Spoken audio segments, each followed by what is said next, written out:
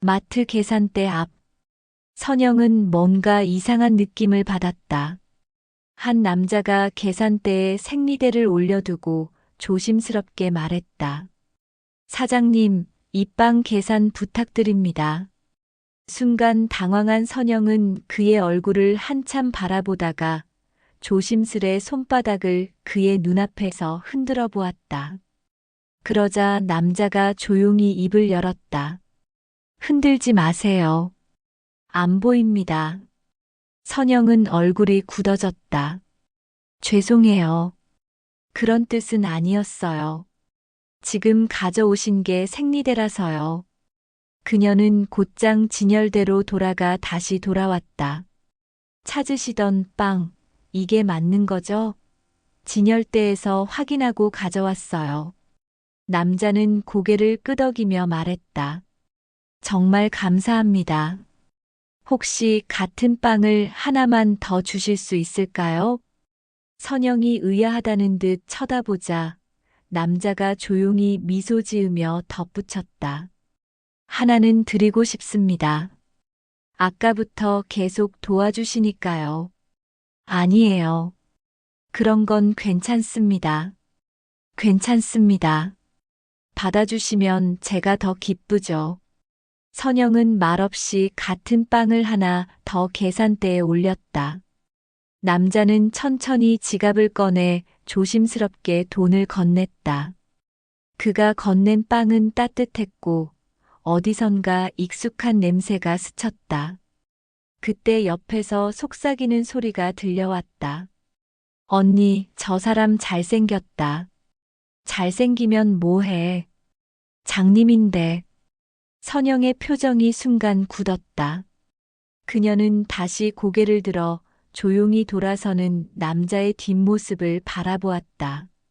아무렇지 않은 척 걷고 있는 그의 손끝은 포장지를 조심스럽게 더듬고 있었다. 잠시 후 다른 가게 앞.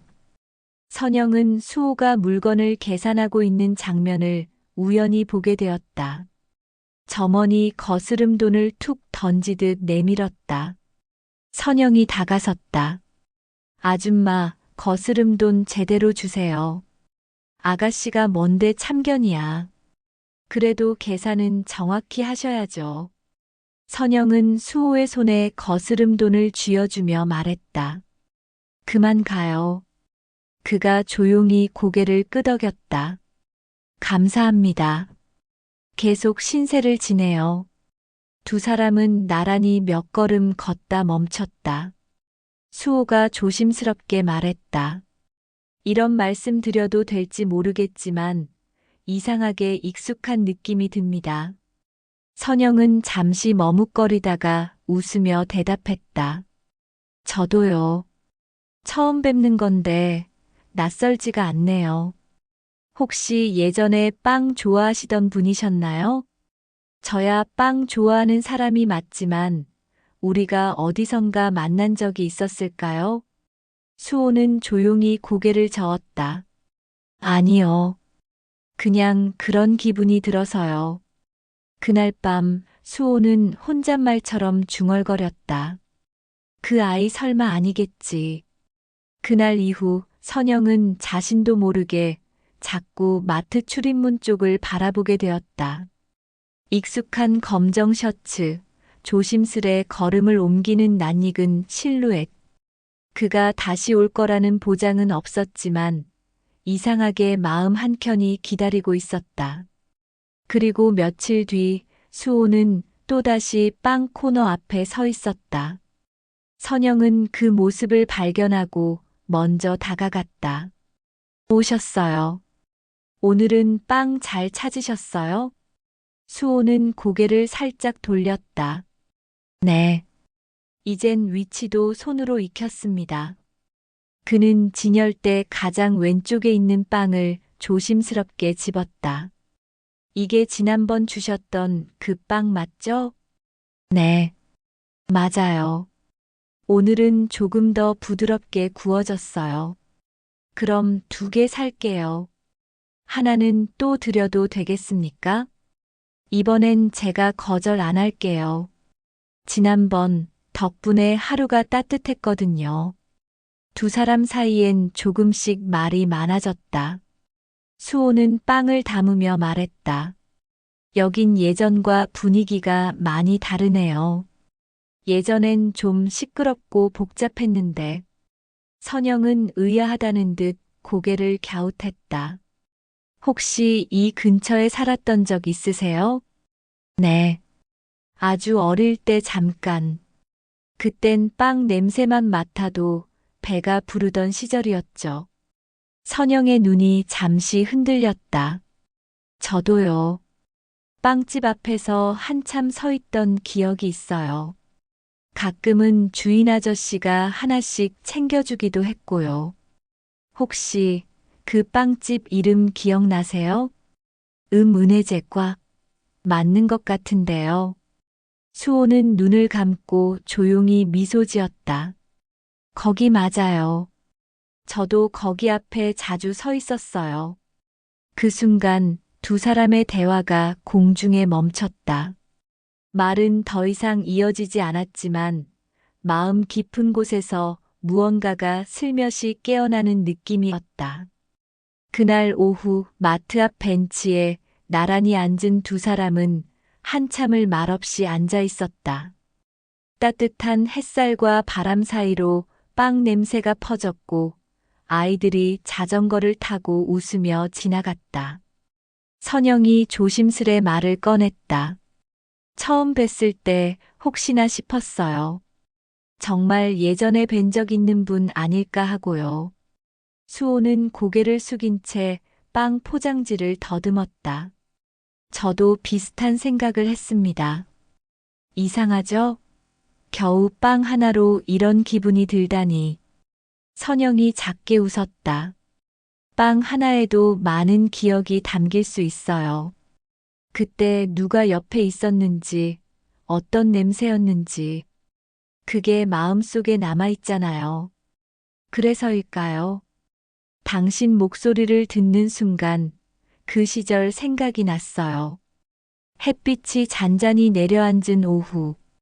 두 사람은 서로의 이름도 묻지 않은 채 잊고 지냈던 기억 속 냄새를 함께 나누고 있었다. 그리고 그 기억은 두 사람 사이에 조용히 이어질 실마리를 만들어내고 있었다.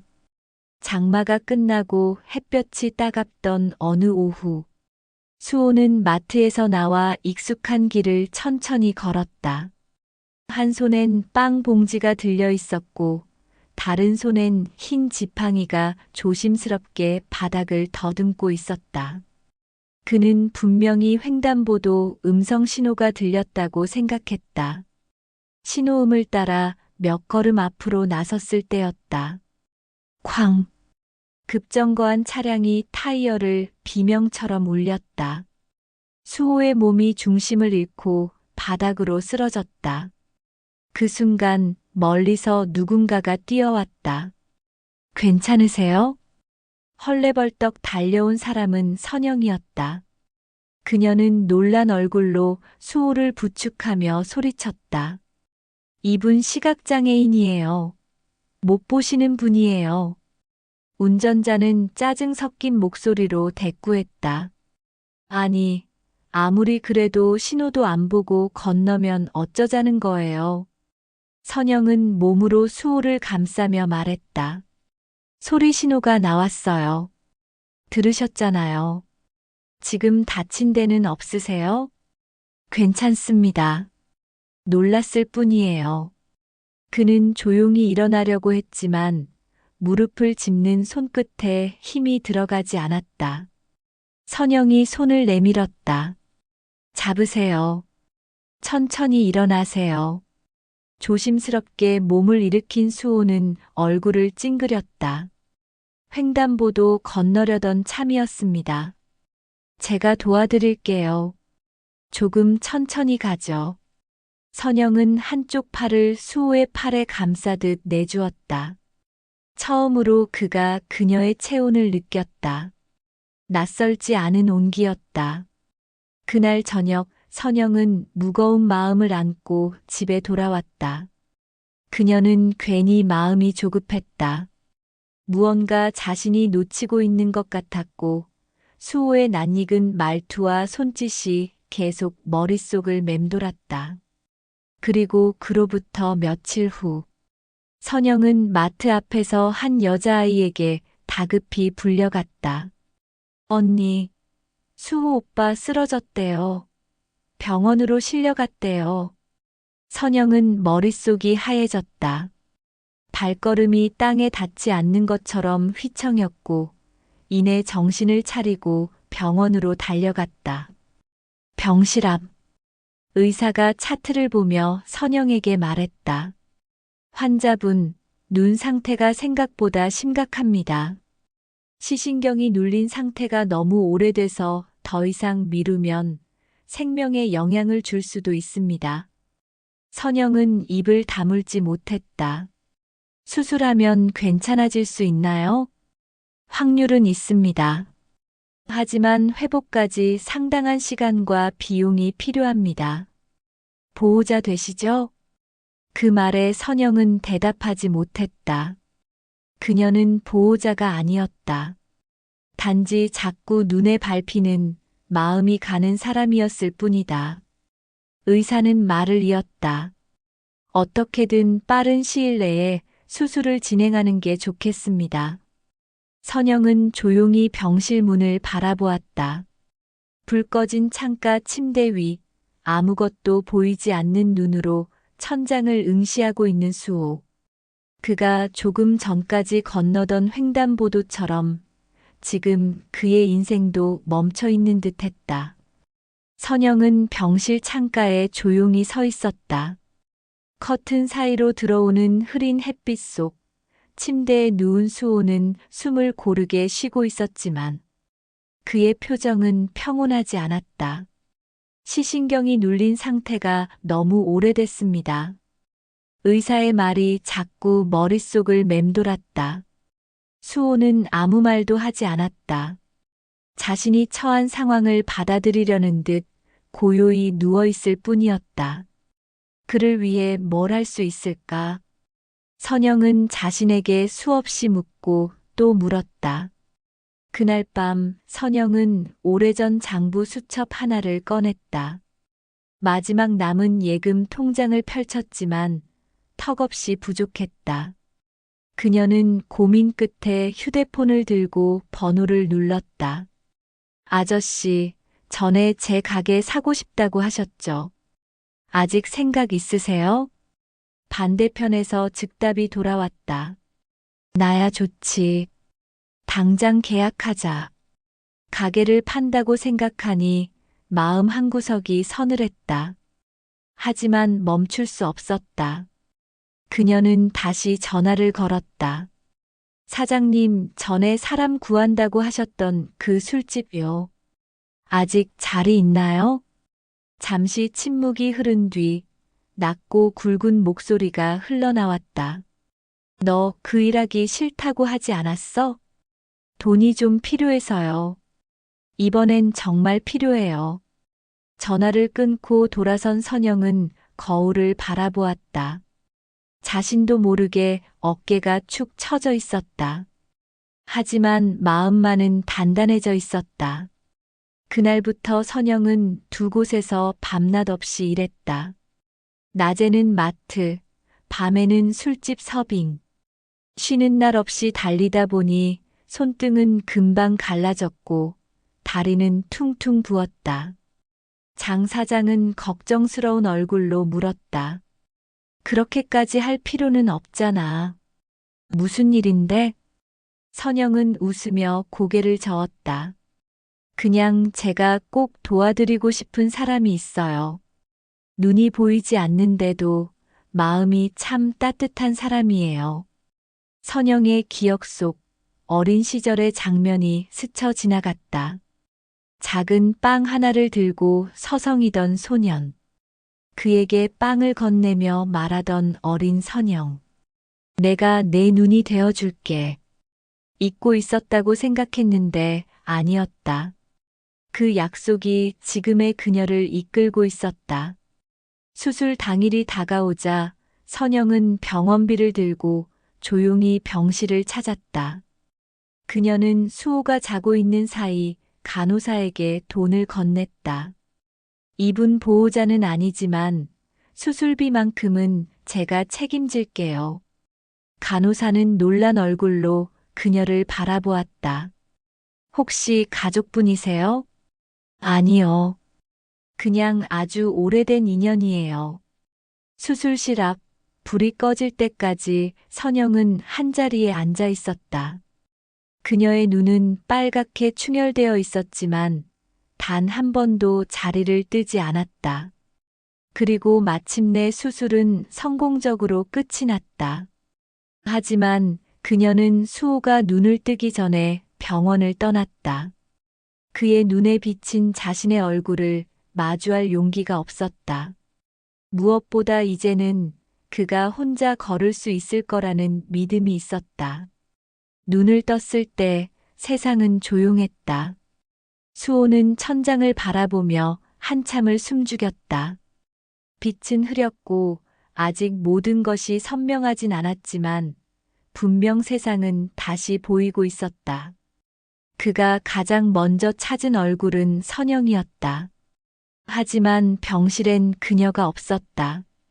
수술실에 들어가기 전까지 손을 꼭 잡아주던 그녀는 지금 어디에도 보이지 않았다. 간호사에게 조심스럽게 물었다.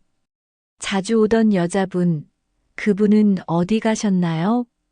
간호사는 잠시 멈칫하더니 말했다. 수술 전날까지 계속 곁에 계셨어요. 보호자 대신 수술비도 내셨고요. 그런데 수술이 끝난 뒤로는 한 번도 나타나지 않으셨어요. 그 말에 수호는 가슴 한가운데가 휑해졌다. 그녀는 자신이 눈을 뜨기 전 모든 걸 마치고 떠나버린 것이었다. 빛을 되찾은 이 세상에 정작 그녀는 없었다.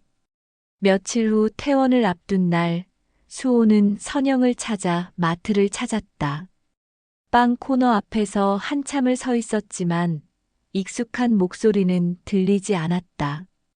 계산대로 가서 조심스레 물었다. 여기 선영 씨, 그분은 어디 가셨어요?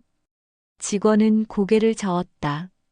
며칠 전 갑자기 사직서를 내고 가게도 정리하셨어요. 어디 가셨는지는 모르겠어요. 그날 밤 수호는 거리의 빵집 골목부터 그녀가 일하던 곳까지 샅샅이 돌아다녔다. 그녀를 아는 사람은 많지 않았고 대부분이 고개를 저었다. 그러던 중 동네 작은 찻집 아주머니가 조심스럽게 말을 건넸다. 그 여자분 말씀이죠? 얼마 전에 사고가 났대요. 밤늦게까지 일하다 퇴근길에 크게 다쳤다고 들었어요. 병원도 알려주지 않았고 연락도 끊겼다더라고요. 그 말을 듣는 순간 수호는 가슴이 철렁 내려앉았다. 그녀가 다쳤다는 사실보다 자신이 아무것도 몰랐다는 사실이 더 괴로웠다. 공원 벤치에 앉아 빵 하나를 조심스레 꺼냈다. 그녀가 자주 사던 그 빵. 포장지를 뜯는 순간 익숙한 냄새가 코끝을 스쳤다. 그녀는 얼굴도 보여주지 않고 떠났다. 그리고 그는 이제야 확신할 수 있었다. 어릴 적 자신에게 다가와 빵을 건네며 말하던 소녀. 내가 내 눈이 되어줄게. 그건 바로 그녀였다. 어쩐지 익숙했던 말투, 맡은 적 있던 그 냄새, 말하지 않아도 알아채야 했던 사람. 하지만 이제 그녀는 어디에도 없다. 그가 처음으로 보게 된 세상은 그녀가 떠난 자리에서 시작되었다. 수호는 조용히 중얼거렸다. 이번엔 내가 당신을 찾아갈 차례입니다. 밤 공기가 유난히 싸늘하던 날이었다. 선영은 병원 복도를 조용히 걸었다. 멀리서 수호가 있는 병실 불빛이 희미하게 새어나왔다. 그녀는 문 앞에 잠시 멈췄다. 들어갈까 말까 망설이던 끝에 손끝으로 문고리를 쥐려다 그대로 힘을 뺐다. 그 안에선 낮은 웃음소리가 새어나왔다. 어쩌면 간호사와 농담을 주고받고 있었는지도 몰랐다. 그 소리를 듣는 순간 선영은 작게 미소 지었다. 잘 됐구나. 정말 다행이야. 그녀는 돌아섰다. 더는 볼 이유도 설 자격도 없다고 느꼈다. 빛을 되찾은 그의 세계에 흉터로 얼룩진 얼굴로는 들어가고 싶지 않았다. 며칠 전 퇴근하던 밤이었다. 술집 아르바이트를 마치고 늦은 골목을 걷던 중 어둠 속에서 튀어나온 오토바이에 그대로 부딪혔다. 피해자는 선영 혼자였다. 연석의 얼굴을 부딪힌 그녀는 병원에서 눈을 떴고 의사는 조심스럽게 말했다. 상처가 깊습니다.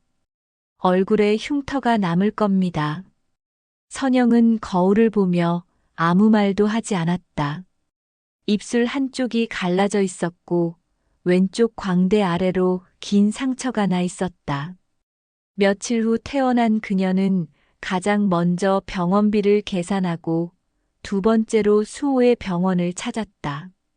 직접 병실에 들어갈 용기는 없었지만 문 너머로 그의 회복을 확인하고 싶었다.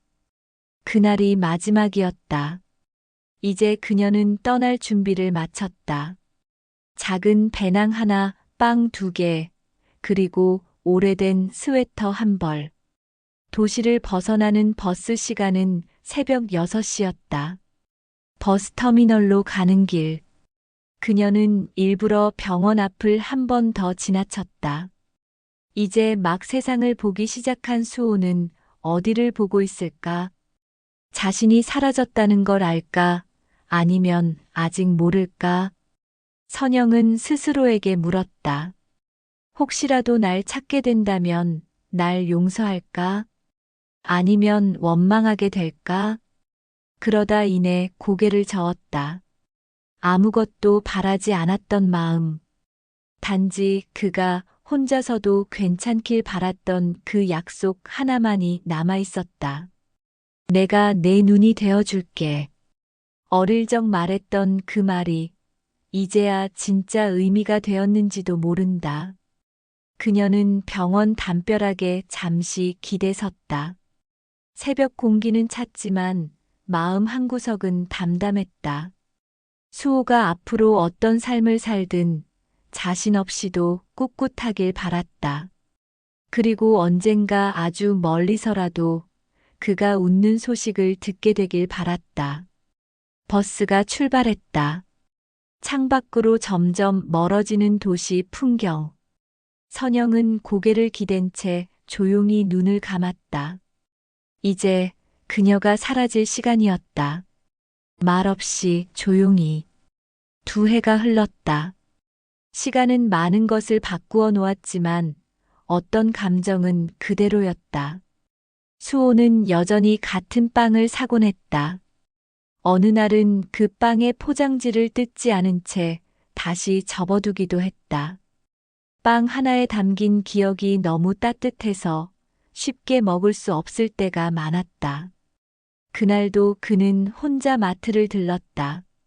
예전과는 다른 동네였고 동네 마트는 훨씬 소박했다. 하지만 진열대 위 수줍은 듯 놓여있는 그 빵은 똑같았다. 수호는 조용히 손을 뻗었다.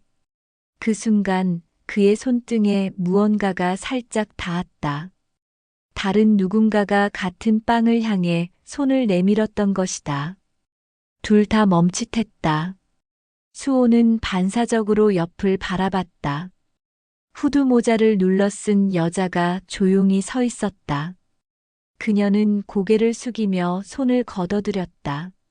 수호는 한 걸음 뒤로 물러서며 말했다. 먼저 가져가세요. 이 빵 좋아하시나 봐요. 여자는 짧게 고개를 끄덕이고는 아무 말 없이 계산대로 향했다.